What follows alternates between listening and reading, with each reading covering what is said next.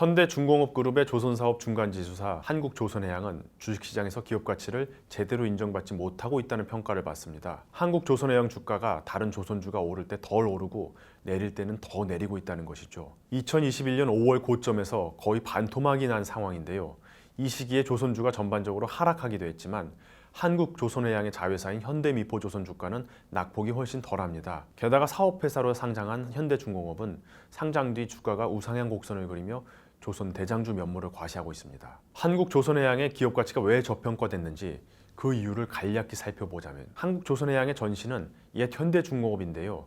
대우조선해양 합병을 위해 옛 현대중공업은 존속법인인 지주사 한국조선해양과 신설법인 사업자회사 현대중공업으로 분할됐습니다. 한국조선해양 아래 현대중공업, 현대미포조선, 현대삼호중공업 등 조선사업 자회사와 함께 대우조선해양까지 편입한다는 큰 그림이었던 것이죠. 그런데 두 가지 쟁점이 생깁니다. 첫째로 사업자회사인 현대중공업이 지난해 기업공개를 통해 상장을 하게 되며 기업가치 훼손 논란이 빚어졌습니다. 둘째는 한국조선해양과 대우조선해양의 기업 결합이 사실상 무산됐다는 사실입니다. 애초 한국조선해양과 현대중공업을 분할할 이유가 없어진 셈입니다. 지주사는 대개 기업 가치가 저평가되는 경향이 있습니다. 일단 지주사 주식은 선호도가 낮습니다. 만약 한 투자자가 A 사업이 유망하다고 생각한다면 A 사업을 직접 하는 회사 주식을 사면 됩니다. 굳이 A 사업 자회사를 거느린 지주사를 살 필요가 없는 거죠. 더구나 지주사 밑에 A 사업 자회사뿐 아니라 B, C, D 사업 자회사도 있을 수 있습니다. 지주사에 투자하면 관심 없는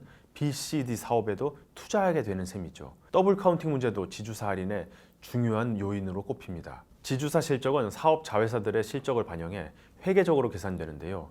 각각의 자회사 실적을 지분율로 반영해 지주사 실적으로 계산합니다. 만약 자회사가 주식시장에 상장되지 않은 상태라면 문제가 생길 여지가 거의 없습니다. 그런데 지주사와 자회사가 모두 주식시장에 상장돼 기업가치를 평가해야 한다면 문제가 생깁니다. 자회사의 영업실적이 지주사와 자회사 양쪽 장부에 모두 기록돼 이를 근거로 가치평가를 하면 더블 카운팅이 되기 때문입니다. 그래서 투자금융업계에서는 지주사의 영업가치를 일반 사업자회사들에 적용하는 것보다 할인하는데 이게 바로 지주사 할인입니다. 현대중공업그룹도 이런 중간 지주사에 관한 문제의식이 있긴 합니다. 현대중공업그룹은 조선사업뿐 아니라 정유, 건설기계 등의 사업을 하고 있습니다. 건설기계 사업 부문에도 현대제뉴인이란 중간 지주사를 두고 있는데요. 한국조선해양이 대우조선해양을 인수하기 위해 만들어진 것과 같이 현대제뉴인은 두산인프라코어를 인수하기 위해 특수목적 법인으로 설립됐습니다. 현재 비상장사인 현대제뉴인 밑에 상장사인 현대건설기계와 현대두산인프라코어가 사업 자회사로 있는데요. 비상장사인 현대제뉴인도